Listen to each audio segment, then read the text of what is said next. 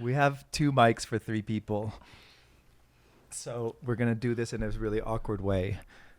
And I'm going to introduce 2 of my favorite people, favorite minds, and favorite human beings that have both been on the podcast a million times. In fact, this one is half the podcast, but he's been missed for the last several episodes. Hi, everybody. Welcome back, Patrick. Season 6 premiere. Dr. Patrick House and Chloe Cockburn. Hello. That's it. I have an Chloe. excuse not to talk too much because I have to lean in, and it's weird to lean in. So I'm just going to let you guys talk to each other and then intervene here and there. I did think that one possible topic, first of all, you thought we could select the topic by quantum invoking CERN. Can you explain that, Patrick? I think Chloe should explain. She explained it to me yesterday. Well, it was on a This Blew my American mind. Life episode, so this is totally ripping off another podcast. But there's a, basically, if you have a decision to make between, 2 things, shave your beard or not, or move across the country or not, you can set your mind, okay, these will be the 2 decisions, and I'll go by what this thing tells me, and you press a button and it gives you an answer. Do option A or option B, but what's actually happening is that they're firing a particle in the particle accelerator in Switzerland or something, and then based on which one it had measured, that's the answer that's coming back to you. But there's also this notion in physics that at that point there's a universe splitting, so there's a parallel universe with the same U got B instead of A, and so shaved their beard or not, or moved across the country or didn't, and you can contemplate that as you look at the answer to your question. So I would say the question is, because we were debating whether we should do this now, as we always do, like, are we going to get it together to do the podcast? So I would say let's have CERN decide whether we do the podcast or not. And then just assume that on one universe, the answer is yes, and that's the universe we're in right now. What if like every 10 minutes we asked it, should we keep going, yes or no? And then as soon as it says no, we stop. Yeah. Yeah? Or let's just say we do that every 20 minutes. That's yeah. I like this plan. All right, well, but what if we... But what if it says it now? No, well, we have to... No, then we go to we stop and we record episode 2 of season 6. Ready? You're ready to split the universe? Yeah, sure. And what is the app The that you're input looking is at? valid. It's called Universe Splitter, I believe. Oh my Your God. phone is shaking. The universe has just split. You are in the universe in which you should know. Don't continue the podcast. Sorry, guys. It's been fun. End podcast. Yeah, no, that's it. So anticlimactic. Well, But but no, a lot there's of work setting this up. believe it or no, not. but there's a whole other versions of us that are continuing, and so How do we get into that version though? I don't know. Maybe they even have more listeners, so maybe we're doing like the entirety of all of the parallel universes a favor. I thought the concept was we were going to do this after 20 minutes. Oh, that's right. We should probably wait. Is this how all your conversations go? Every conversation is different. Everyone is similarly absurd and seemingly directionless, and then somehow a direction coalesces. It's a lot like playing music when you get together with some musicians and you kind of fumble around a little bit, but you know that the musicians are all good, and eventually you fall into something. That's what we kind of depend on here. So what instrument am I in your life, Toe? Oh, so that has such a if you frame it that way, it sounds like I'm using you or playing you. No, It sounds not at negative, all. but you have such a positive relationship with instruments and music, so it's actually No, I not. didn't Look at what suggest we're that looking at. negatively. Yeah, no. I say we're all musicians in a little jazz trio right now, and each voice represents, I think, an approach to life. You two are both people whose approaches I admire a lot. Both of you have kind of a philosophical predisposition, but I think, because I mean, we talk philosophy often for over the 20 years of our friendship, and you definitely have a passion for it, but you've also known where to stop philosophizing and start actually like getting shit done. I'm going the opposite direction. I've just applied for a master's degree in philosophy at Oxford after like 25 years of not doing academic philosophy, but I'm called to it again for some reason. I don't know if it's as an escape or as if it's going towards something, but these questions that a lot of people find frustrating, I find always compelling and necessary. And with the full knowledge that there might not be any answers to them, but I like grappling with them. The cliche questions of like, how do we live a more meaningful life, and does life have meaning, and I don't like some of them do veer into absurdity even for me, like why is there something because of nothing, like that doesn't interest me. But how does a pile of atoms become conscious? All of these things continue to fascinate and frustrate me in equal measures, and I want to have the tools to grapple with them more. You continue to ask these questions, but also seem to like always take a stance on, particularly when it comes to moral philosophy, like what is right and wrong. You've decided that the world confronts us with enough injustice that you need to do something about it. And I admire you for that. Patrick, also, I think, your background is in philosophy, but then you got more into the nuts and bolts of things and wanted to understand how not just the mind works as a concept, but how does the brain work as a machine. And to be fair, like one of the errands on my to-do list right now is I have a brain at home, and it takes a while I have to put it back in the vat, right? So that is a very applied philosophy approach. I mean, it's in my like little laboratory closet, But it's not a live brain. No, it's not a live brain. Which does make the philosophical questions much simpler, but it is like, I mean, it is it's taking what are supposed to be thought experiments, and bringing them out into the real world. And so like, I know a lot of people who kind of philosophize about the social contract and punishment or various different things that you deal with, Chloe, but you just have to enact them and you have to make decisions about them. So what I find kind of like romantic about this app, this universe splitting app, is that I don't want to generalize about it, but often people will look at a set of issues and it can be really hard to actually come down and say definitively, here's what I think about a thing. Like truly have an opinion that you then have to apply in a real world circumstance where the borders are messy about who gets punished, who suffers, who doesn't. Because it's rare that you can make a decision in isolation in your case, in your field, where someone is not being harmed somewhere, right? No matter the decision, there's never going to be utilitarian universal good that applies. It's kind of like shifting the meters around and shifting the levers around. So you have to really make like serious moral choices all day, every day. I mean, I'm not really, it's so funny to me how you're describing this. Maybe that's the sort of work of philosophy that like disembodied consideration. First of all, I'm not making life or death choices over people. I do criminal justice reform. I've been working on this topic for 17 years. I advise major donors on how to give money on it. And I also think deeply about what's the nature of mass incarceration, how do we undo it. I've been reading a lot about early colonial history in the U.S. and just trying to understand some of the roots that go previous to the creation of the country into Ireland and other places where what is this sort of colonialist root, and then giving rise to the challenges that we're facing. So it is a contemplative mode. And then I'm thinking in a real way, do we, fund this campaign or this organization? What am I kind of looking for in people? But it's not reducing. There's no decision I have to make of very substantial consequence. Well, I don't know. Maybe if I make a grant or not, it could be significantly inconsequential.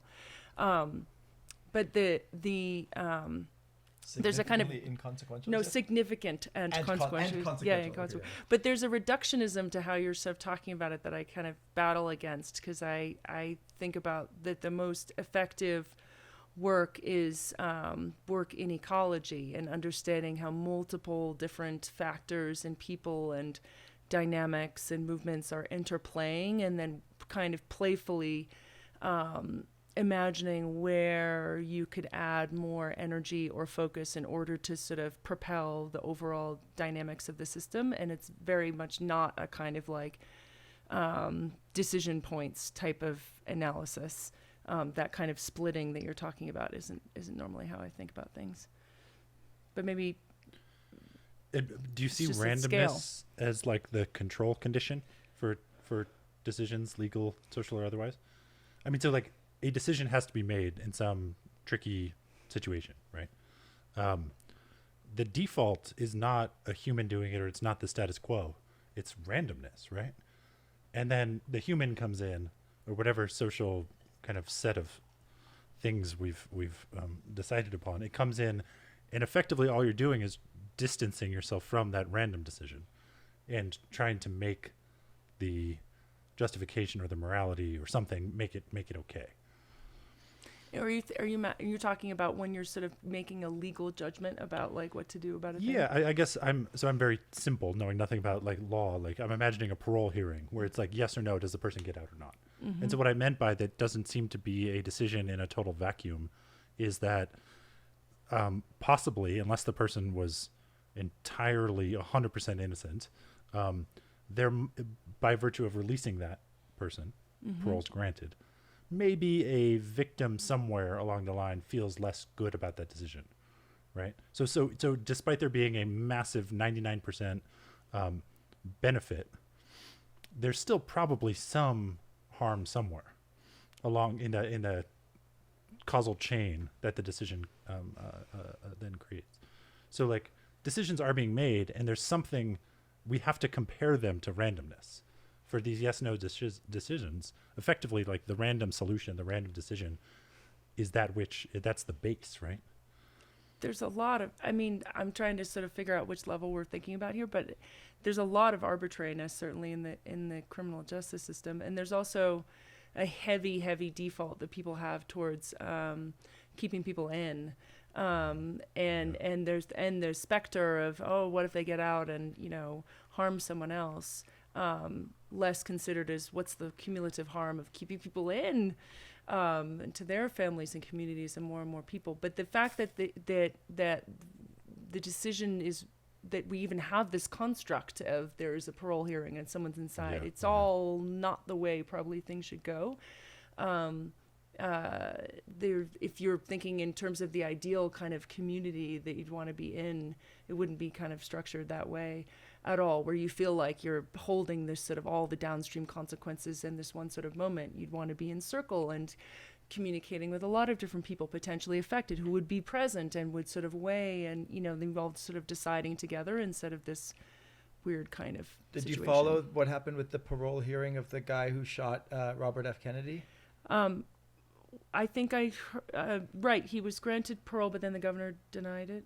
I don't know what if it was denied or approved in the end. I read about this a couple of months ago when it was about to be decided on, and a few of the kids were like vehemently opposed, and a few were in favor of his parole, having had their father killed by this person, and the idea of whether as progressive, literally like the embodiment of progressive politics in our history, like does the idea of like questioning the efficacy of incarceration apply when the person who was killed was such an important and was their father, right? And I took the stance in some debates online with some people who were friends with the family and everything, and I said, look, if you're gonna practice what you preach, like what are you talking about? If you can't forgive somebody 53 years later, they need to be like die in prison. I don't know. It was just an interesting like public instantiation of this iteration of these questions. Right, a super complex family tragedy exposed to this kind of on-off question of grant parole, which is, and where it suggests that if you're for parole, therefore all of these set of things you must be for, and if you're against it, all of these set of things, instead of holding that like complexity and context. And that's a little bit what I'm trying to get at with your sort of what I take to be the thrust of your question, Patrick, though I may not be grasping it right, like what idea you're playing with there around this sort of baseline of randomness. I'd love to hear more what you meant by that. Yeah. I kind of just mean like a decision has to be compared to something for it to have weight. We tend to take, after the decision has been made or after the behavior has been done, we tend to give some degree of, between, like, let's say it's between 0 and 1, some gradation of responsibility to the person based on all kinds of extenuating circumstances and factors, some of which we know, many of which we don't know. And, you know, a society where our penal system, for example, was run by that app would be very different. Like, but you could conceive of that as a possibility, and it actually feels purer in some sense. It's a lot, there's a lot less bias in a particle either being emitted or not. And so At which decision point, though? yeah, I'm not sure. Maybe even the sentencing, maybe the guilt. I'm not sure. I mean, this is one of those things where a philosophical debate that seems abstract and seems kind of, irresolvable, the free will debate, becomes salient and practical in criminal justice, right?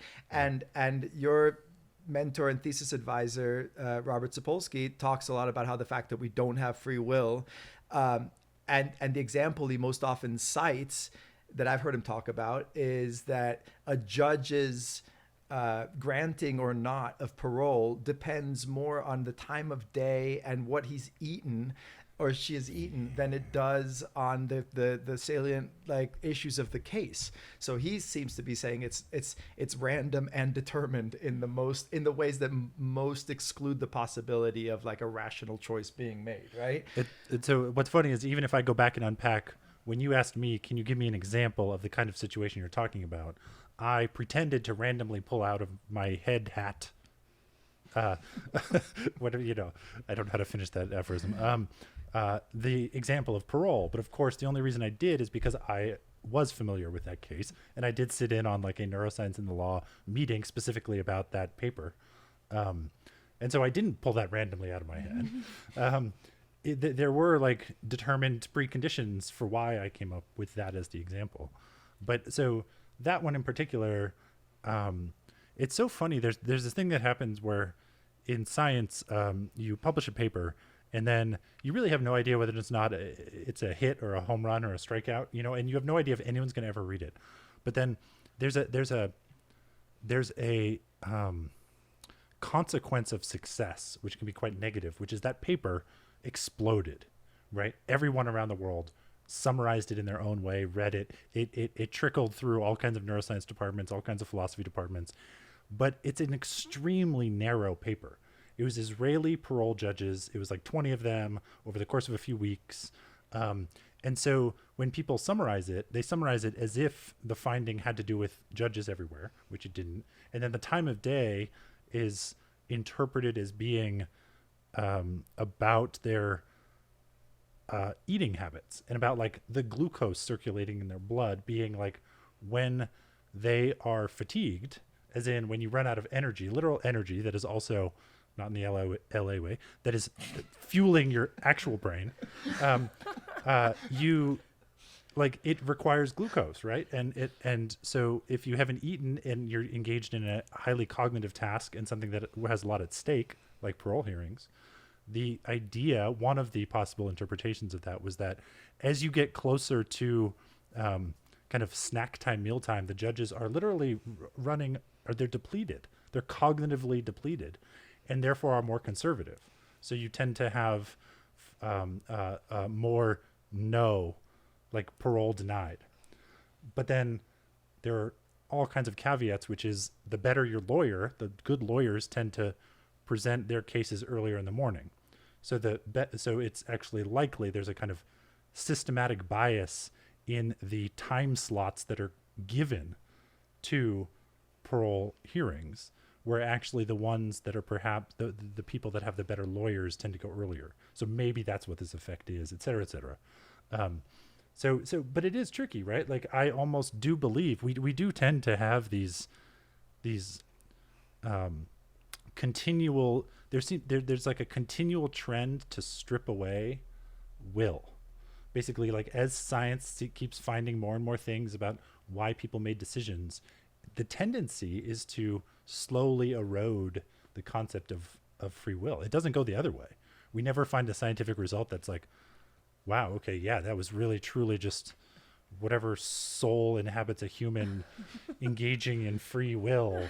It's always the other way. And so that's Sapolsky's just seeing, like, as far as I've interpreted him, he just sees the trend line going one direction, which is with every new scientific finding, we believe less and less in will. And therefore what? Therefore, we should be more forgiving. Therefore, I would trust the universe splitter. Yeah, and therefore maybe we should be more forgiving. He doesn't think punishment is ever, if the more we acknowledge that there's no such thing as free will, the less punitive measures make sense. I don't think punishment ever makes sense. Why? Yeah. Well, punishment, in my mind, as just me not having written philosophy about it or whatever, punishment is causing suffering for the sake of suffering, because you think the suffering will teach someone something, or because it will bring you some pleasure and retribution or whatever. I think that's always illegitimate, to punish. That is different from an accountability measure, or you could say, sometimes separating people from the rest of society could make sense, but not for the sake of suffering. To me, intentionally causing suffering is, I don't know, it's grotesque. Why would that ever make sense? And to wrap a bunch of law around it doesn't make it any better. In fact, makes it more grotesque. I had this prior life where I had to look up like archaeology and old kind of the history of the domestication of cats and dogs. And there was evidence for a time point of when it began, right? Often you want to ask, like, when did this thing that we consider to be a modern behavior, when did it begin? And for the dog answer, I believe, it was they found a coffin of someone had interred themselves like with their dog, like holding their dog, like 10,000 BC. And so that was used as evidence that we must have domesticated dogs before then. Is there what was the first incarceration? What was the first evidence of there being a jail? Did cavemen have a cave with a lock and bars? There was a guy who wrote, who was in my film Monogamish, who wrote a history of sex and the law. And the first instance of capital punishment he could find on Earth was that a woman who committed adultery should be impaled to death in Sumerian times. So grotesque. And so his conclusion from that was that the whole history of sex and the law is men's fear and desire to control women's sexuality. Seems right. Yeah.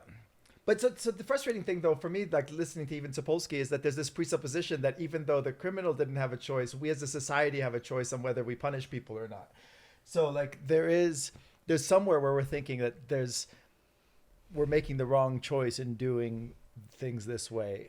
And so you get to this kind of point of absurdity where like you can't act as if there's no choice. And Christopher Hitchens had the best answer when they asked him, like, do you believe in free will or not? And he said, of course I do. I have no choice in the matter. I just don't know why the law should be why the social question should come down to the free will question. That it seems to me to be like the wrong track to follow.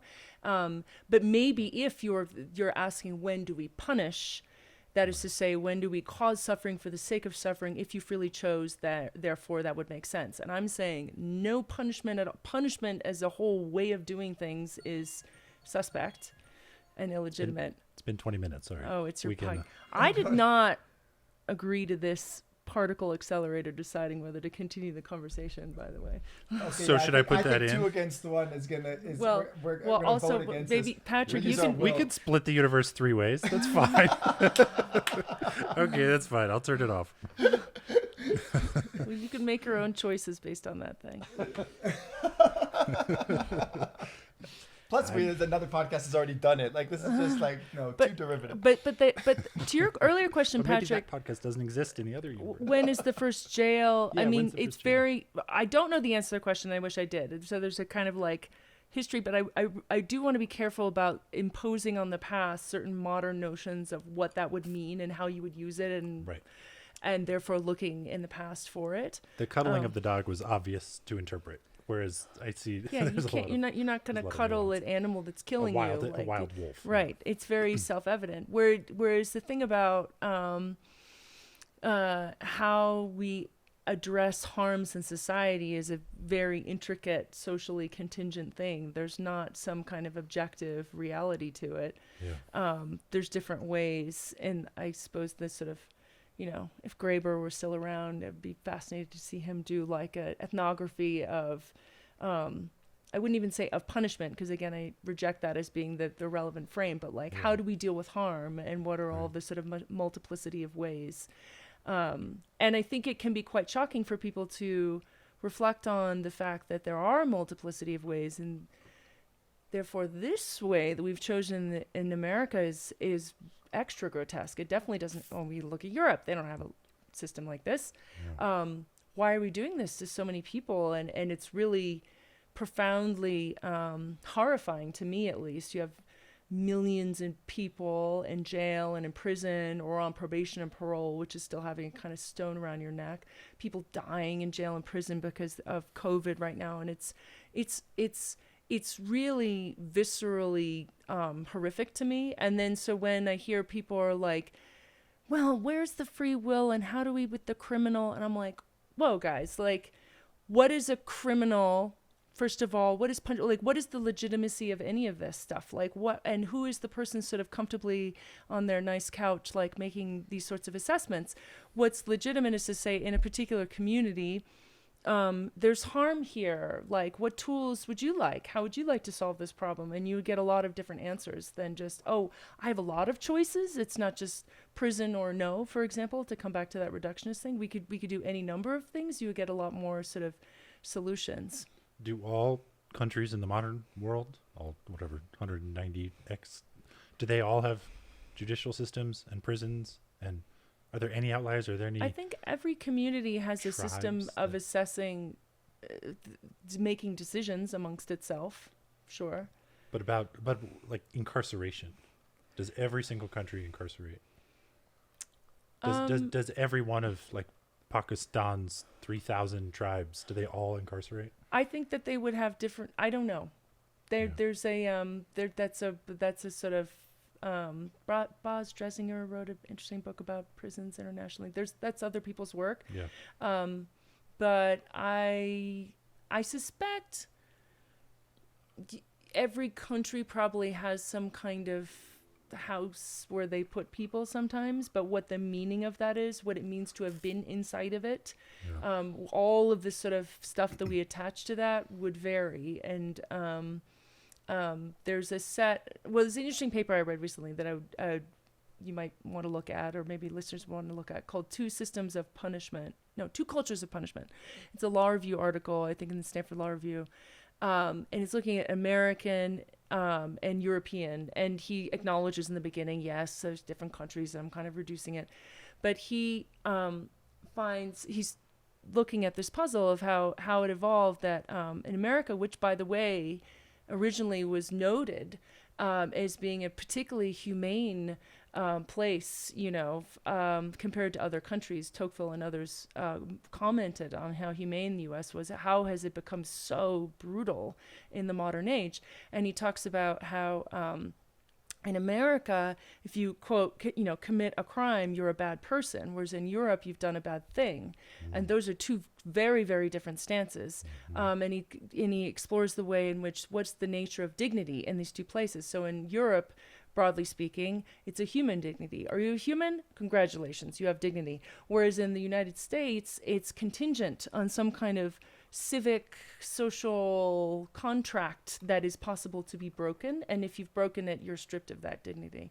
So I'll just offer that as one sort of international comparative thing that's kind of interesting to look at. So if you say dignity can't be lost in that way by some action, you're not suddenly revealing yourself to be some other type of being that doesn't have dignity. Therefore what? And then you build a totally different, much more humane system because you recognize that the people inside of it are just like you, have done bad things, rather than in the US, there's a kind of sense of which, you've kind of revealed yourself to be some other type of being that we have to, treat a certain way for your whole life. which is often what happens. Have you heard about the vampire bats, which fill out their cheeks and then have to share the blood and the punishment that comes? No. No? But wait, what do you mean by the punishment? What is Oh, this? good. Okay. Southeast Asia, setting the scene, fade in, Southeast Asia, Okay.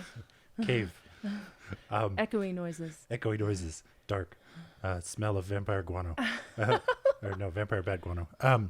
So millions of bats live in a cave together. They all like go out every night and they feed, right? And they need blood, and they bring it back to the cave to then share it amongst themselves. And when they go out, they don't all get, they don't all find like a cow or a person to feed on, right? Or an animal. So like it's kind of random who gets blood on any given night. But when they all come back, it's not like a communal cauldron, but they share it amongst themselves, where the people, the kind of adult bats, when they come back, they'll feed multiple juveniles of multiple different families, like not their own relations. And so you could interpret this as some sort of like communist utopia, but there was a scientific study where they wanted to understand what the like social contract was about the sharing of blood, because it was so surprising that 1 million bats, all of whom, if evolution is about the individual surviving, it's very surprising to have this kind of sharing of a scarce resource. And so they inflated the cheek of some of the bats to make it look like they had actually gorged themselves on blood, but it was just air. It was empty air. And so those ones that were artificially inflated came back to the cave, but they had nothing to share. So effectively, they were seen as having selfishly taken the blood. And so then the question is, how does that community enact punishment? And the children of those bats were no longer fed by other bats. So there was a system, there was a kind of social contract, there was a kind of system.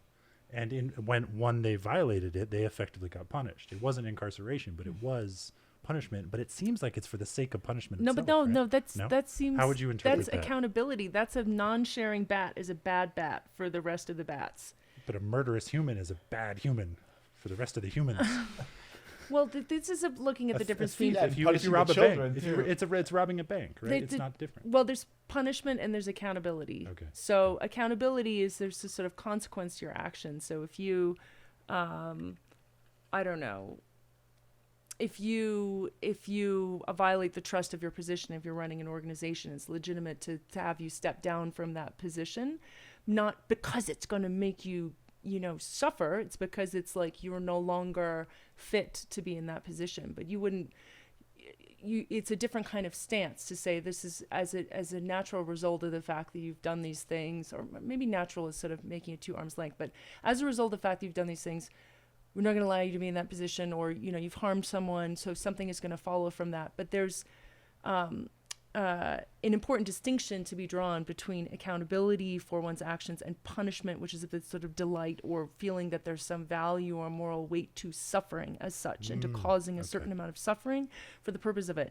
So I think the bat that doesn't share, maybe they're a bad influence on their bat children and teaching them not to share, and what if everyone was not sharing, and it would be like terrible for all the bats. So that seems to me to not, it seems kind of logical.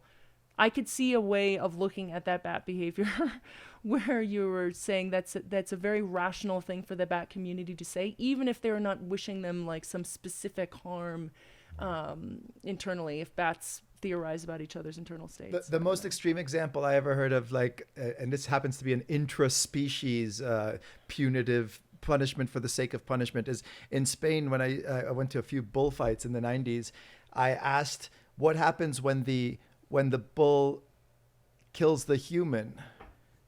And they said, they kill the bull and they kill the bull's mother. Purely out of vengeance. And I think that... Wow. Or maybe it was just for practical accountability to make sure that the bull mother doesn't make any more of these really vicious bulls. That's the thing. I mean, maybe it's the vengeance and practicality are kind of like intertwined there, and it's hard to tease them apart. I think it was more out of just I think it was just pure vengeance, kind of mafia style.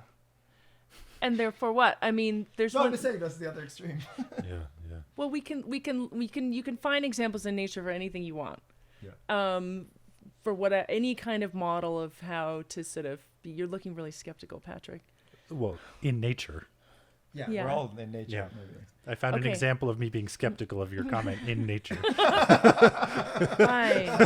Non-human Which proves your nature. point, I You guess. could look at all kinds of animals and say there's an example of this and that, but that doesn't mean that that's how we should be.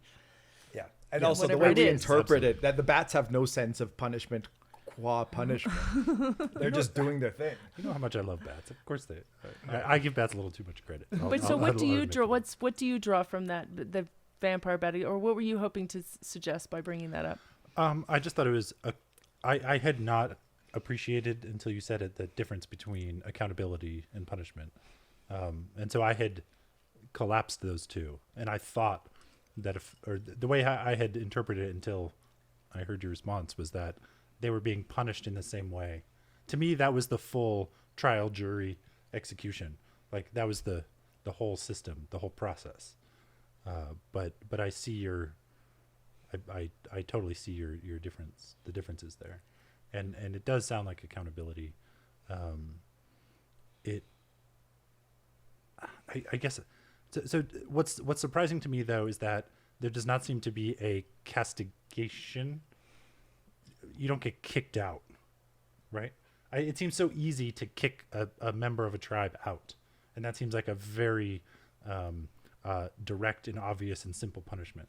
But this is a really weird one where it means your children don't get fed. You know, it strikes at the heart of evolution. It's in the way that the bull example maybe does as well. Yeah, and you could, and the question is, what if these weren't bats, but if it was a particular community, you could sort of, what's the morality in the story that's wrapped around it? And also that when we punish humans,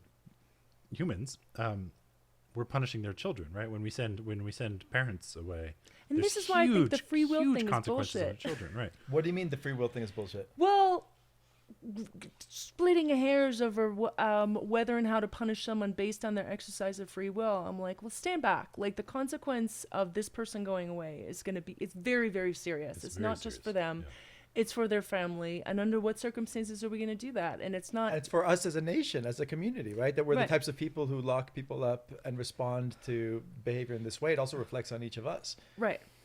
Right. So people tend to like atomize people and think of, and first of all, reduce things just down to a particular crime, quote unquote, which I can talk about why I quote that or not. But Please do. because what we call crimes is very socially constructed in ways that are obvious and less obvious. Like you can learn a lot about society when you look at its sort of penal code in different states. Where do they go into like a lot of detail versus less detail? Shows like what they're kind of obsessed with in that particular community. But what's a crime? I mean, we don't tend to look at like newspapers. So Alec Karakatsanis tweets about this constantly, but like the newspaper will sort of focus on like thefts or robberies and not look at the fact that there are massive sort of instances of structural violence happening all of the time at the hands of like, you know, industries or corporations or white supremacist institutions, et cetera. And that's all like, yeah, of course. We don't remark on that. We'll just focus on like the theft because there's sort of, and Aaron Bornstein did say to me once that there's this sort of, maybe you would speak to this, Patrick. There's like it's not surprising we would focus on sort of episodic instances as opposed to structural things, even though the structural things can cause a lot more harm to the larger community. And that when we're sort of focusing on those particular episodes and we wrap that notion of crime around it and this notion of morality and all of this kind of stuff. And then you don't think when you sit next to someone at dinner who works in a hedge fund or something, how much harm that person has been attendant to. But we don't attach the same labels or look at them the same way necessarily. So that's why I sort of put quotation marks around that word. We can use it, that's fine. I don't mean to say that there's no harm in the world. Of course there is. And of course no one wants to be, I don't know, accosted in the subway or whatever it is. I'm not trying to sort of suggest that those things don't exist, but we should notice the way in which our attention is focused on some things and not other things, and how those things tend to be very inflected by like class and race and power and all of those sorts of things. So when we're talking about like, what's the essential nature of, you know, some kind of decision, it's like, whoa, all of these systems have a lot of history and positionality to them, and a lot of power relations built into them that extends far beyond those kind of philosophical questions, maybe. Good. I used to move around a lot as a child, and the imaginary world.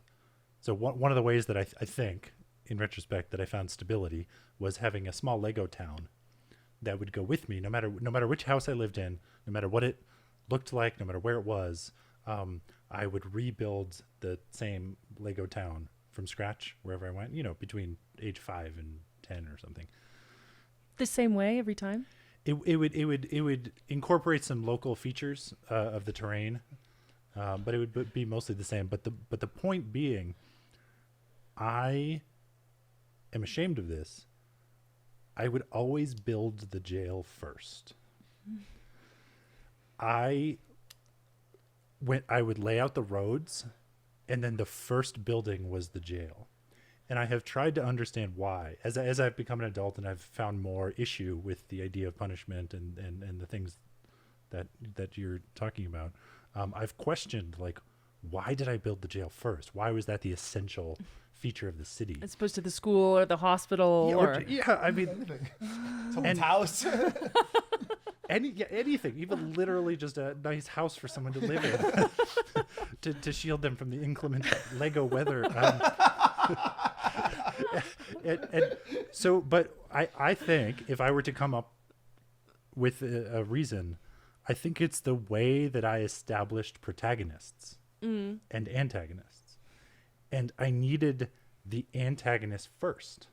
So I needed the like Lego figurine that was the bad guy to be the central like moral feature around which everyone else operated.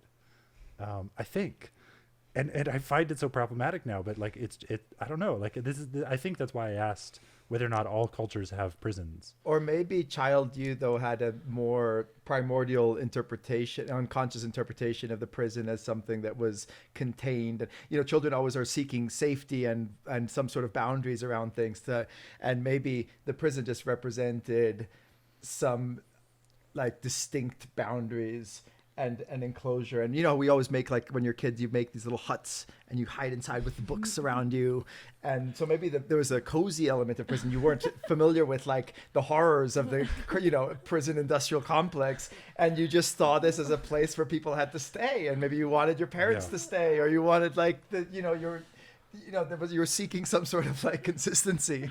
That's my kind of psychoanalytic interpretation. Yeah, I had no idea that my Lego prison would be the #1 provider of mental health care in the Lego America. I think maybe also I grew up on an island that in the center was the police station, and maybe in Sim City, I assume they had a jail, and in Sim City you have to build your like police stations near, you know, like, and so there's this. The police have very effective PR. Yeah, right. Yeah, no. That's what this proves. And I mean, this was like 1990 when it was, I don't know, there was Police Academy was like a #1 comedy, you know, like.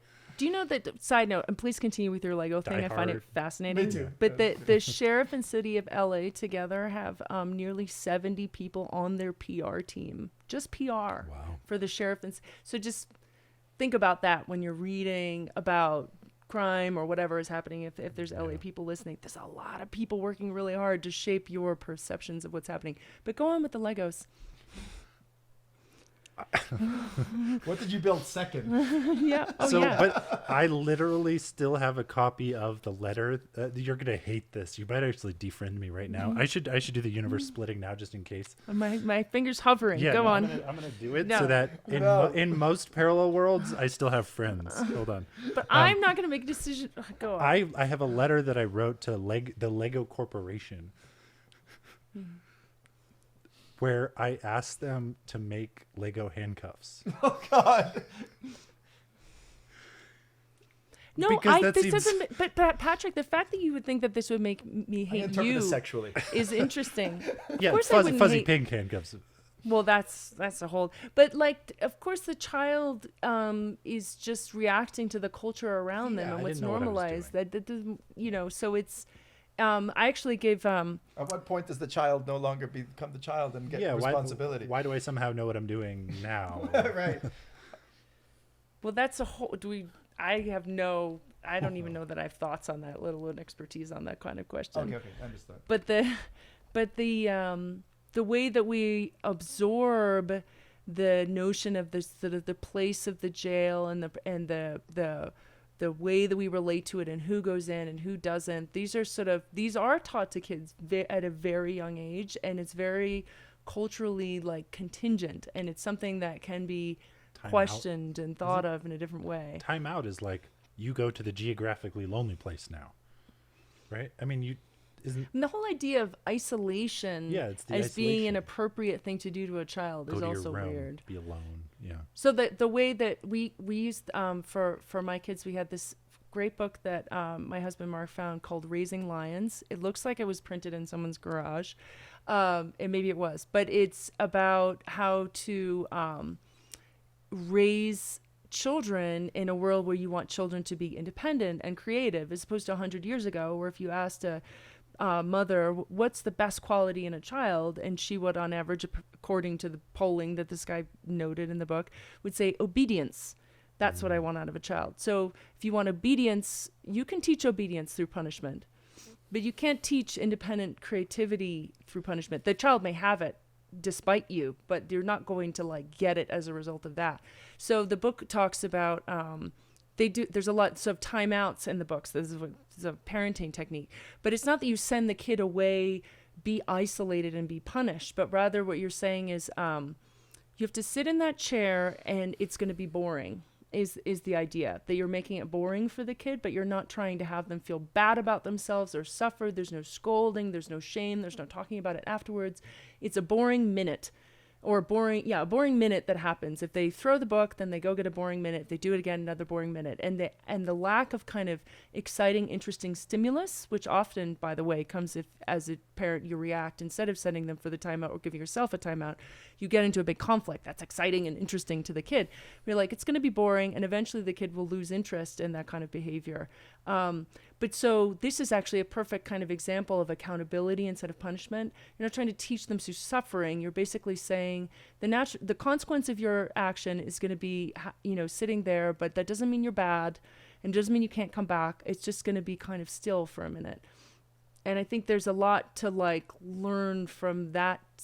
That's just this one parenting book. There are, of course, many cultures and traditions that sort of have different modes of parenting and relating to children. But certainly if we have suffering and punishment at the kind of heart of our homes, it's going to be hard to create a culture and a community that does it differently. And so that's something I've thought a lot about, raising children and doing this work. You told a story yesterday. I'm cheating in this is not a spontaneous question. About your dogs. Yeah. Do you know where I'm going with this? No. And will you allow me to? I'm going to slowly ask the question, and you can veto it as I ask it. Okay.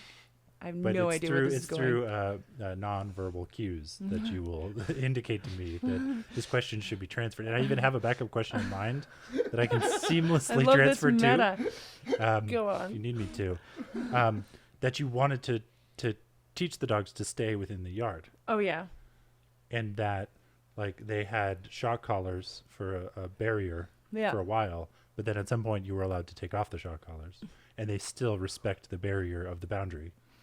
Do you like, I mean, when you're thinking about the way to shape behavior through punishment, or the way to shape behavior through accountability, how does the way that your dogs were trained, can you percolate that up into how people are punished, or what does it mean to have the collar removed and to still behave properly? Oh, I mean, first I'll start in this thing of just with the dogs. I would not, I mean, they suffered in that moment of being zapped. I did not wish them to suffer. I wish them to just not run past the barrier. Right. And if we could have had a conversation about it, how unsafe it would be, like that would be a different kind of thing. Instead, it's a no. Yes. The same way when your kid steps off the sidewalk into the road, no, and which they experience kind of painfully, I think, in that moment. But you're keeping everyone safe in that instance. But this sense of training and then the collar, I mean, there's a whole, I feel like this is all like kind of a certain large branches of, dystopian sci-fi fiction or whatever, or there's this notion of like freedom and unfreedom and the collar and the control, and is it internalized? Which way are you going with this question? But you don't think society's saying no when I am going too fast and get a speeding ticket? Why is it police that have to pull you over? Because they're the first. They're the caller. They're But the, why is saying- it? Because But they're why the is center it? of. Oh, this is. Yeah. Why is it like people with guns who have to pull you over? So so I love that in part because I live in downtown And why LA. not just an automatic speeding ticket, which we have the total tech for and could just happen all the time? So I live in downtown LA, and we're in, what are we, January 2022? The pandemic's been going for a while. There are some social differences in that area. For those that don't know, downtown LA is kind of borders Skid Row, and it's it's a tricky place full of, I guess maybe in the entire United States, some of the worst homeless and kind of drug addiction problems. And the police, after I believe after the BLM, I mean, they weren't riots in LA, but they were, protests. They left downtown LA for a while. That was part of their response to the response, right? And I noticed when I moved back about 9 months ago, self and community policing. So first of all, I witnessed, and this is just me sampling by like going out for coffee or going out for something. Like I wasn't on the streets at all times.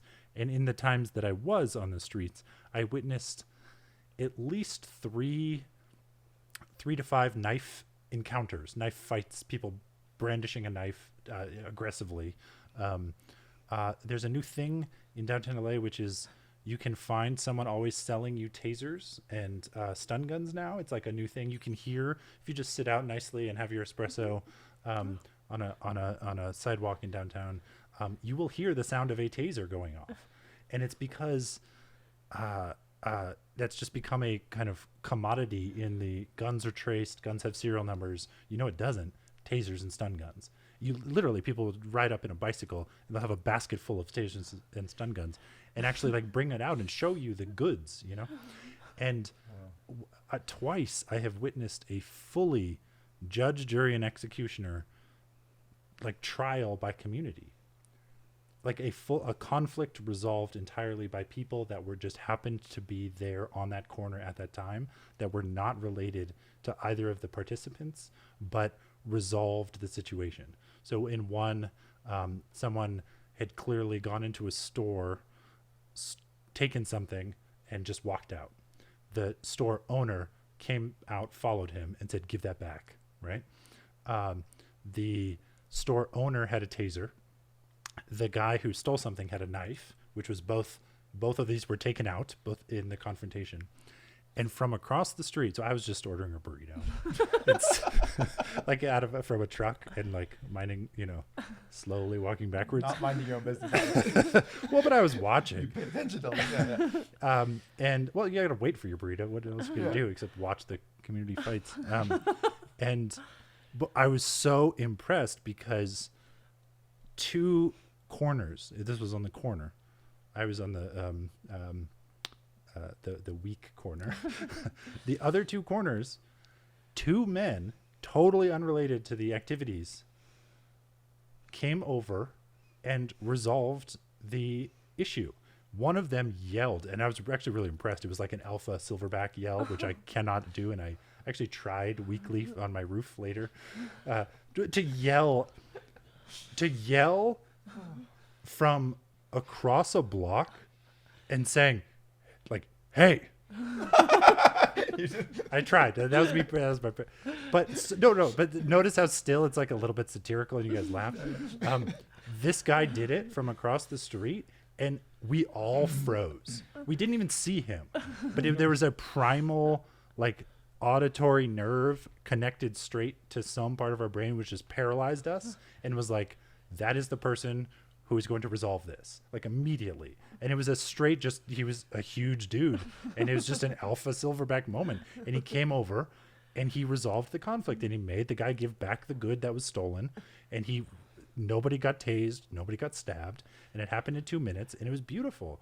And I had, like, because of its community policing aspect. Where do you draw the line between community and that's this romanticized notion and, like, you know, vigilante justice by, you know, who's the strongest and who has the biggest taser and who has the best, you know, gun. I don't know. Absolutely.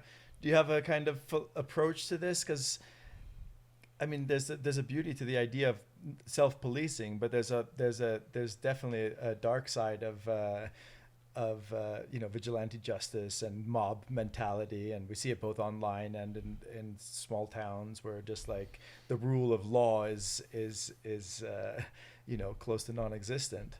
As someone trained in the law, there must be room for, like, the rule of law in some capacity, right? There's so much going on in this question. I'm trying to sort of, you're clearly positioning me in a certain way that I would take a certain view. Your thing has gone off. Not enough space available to keep going. I better. Okay. Well, we're to audio only because I've run out of space on the hard drive. That might we leave people on a cliffhanger, or do we let you answer the question for only the people listening in audio? Only audio. Which is a majority of our audience. Well, so let's keep going. So, but I don't. Heidi Fleiss document I can delete. Hold on one second. You can't delete. Yes, I can. What if Well- it's the only copy? Well, Aaron, no, I sent the link to you guys. I'm kidding. I live in the modern world. I know it's not the only copy. Okay, so, But Tao felt compelled to answer. No, really, it's gonna be okay. okay, this is the second video. There's going to be about a 20-second gap in the audio. No, to them it's still the first video. They don't know what a gap is. No, there's going to have to be black screen for a moment if we're going to continue that audio. That's a good point. I forgot when you blink. Yeah. Okay. Okay. The world continues. Do I? So I didn't mean to lead it with positioning you. I just Well, meant but this that is it's a super genuine, complicated. earnest question. Like, Well- what if we get rid of police? What takes its place? Well, think about instead of police. Instead of police as a set of people, think of it as a verb, policing, and the way that we oversee or and like our judge each other's behavior. And so I'll just sort of put that, and this is Mariam Kaba, by the way, straight up, Kaba. She's brilliant, wrote a book that we talked about in the last It's the podcast. last book I read. I loved it. We We do this till we free us. So lots of what I've said is just a poor shadow of things that she said. So you should definitely read her book.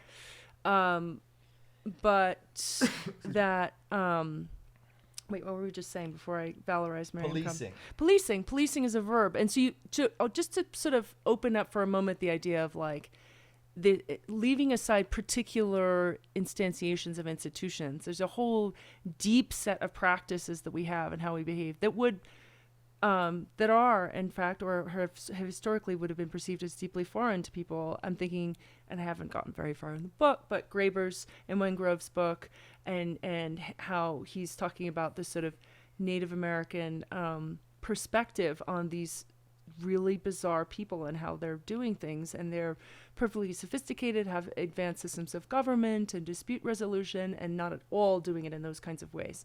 So even the idea of policing is a necessary activity, and how would we do policing without police? It's like it's kind of a bit of a mental trap. Yeah. I'd also put out there, you know, my dad's Irish, I'm an Irish citizen, I've been to Ireland many, many times in my life.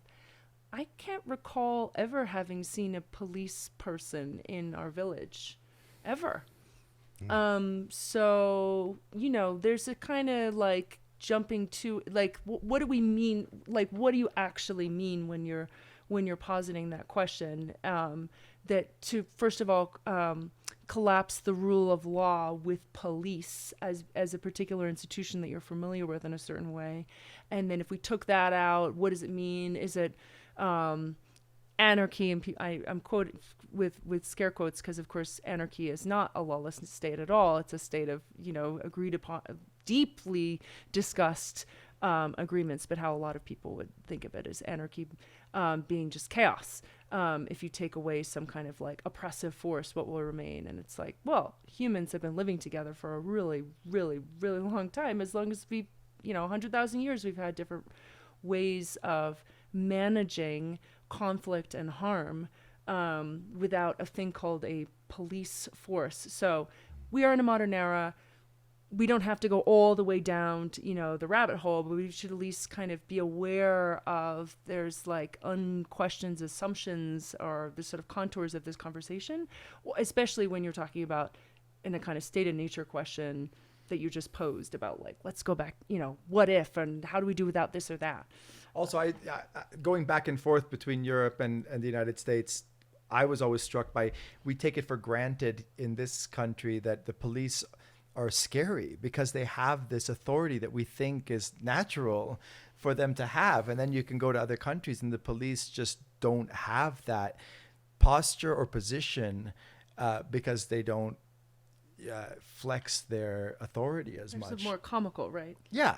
In Italy, we tell jokes about the police the way, they used to tell jokes about, I think it's wonderful that in traditions that we have like such racist or kind of xenophobic jokes about the Polish or the English have about the Irish, we Italians have about the police, which is just so great way to like just take all this puffery out of this institution that everyone is just making fun of them, and just for being idiots. But is there another force filling in that gap? No, there's what's left is a sense of a much truer sense of freedom. And it's so ironic that this is the country in which everyone talks about freedom. And it seems like the more they talk about it, the more authoritarian they are in spirit. And very few know what it's like to live in a place where people actually are able to do, more what they please. But having never been to Italy, but the mafia is not doing a lot of the police work. In the South, policing in as the a South, where it's more poor, and I think you can speak to this much more eloquently than I can, but I think that there's a lot of a valid case to be made that that policing, the way we think of it, becomes necessary when there's lack of basic necessities being met. And that's what you have in the south of Italy. When you have a poorer situation, then you have these power struggles that happen with mafia and everything like that. Whereas in more northern Europe, northern Italy, northern Europe, I think where people's needs are more met and more equitable culture, then you don't need such a policing. Okay. Yeah. So does that start to answer your own question that you were posing? Yes. Thank you. Thank you, Socrates. I think we should probably, if we're going to go to this dinner, that's probably a good place to wrap it up. Yeah. Let's decide to end it. Yeah, without the fucking CERN thing. Of our own fucking free will. Damn it. No, but all we did was allow dinner to impose its will on us. But we previously made a decision to go to dinner. We chose to be imposed upon. Well, we're being bound by our previous selves. But what is hunger even? Why do we need to eat? I'm not even hungry. It would just be pleasant. Yeah, it's more just to be together. And without being watched by this infernal eye of all you strangers, go away. We're going to have our own private dinner now. All right. That was fun, guys.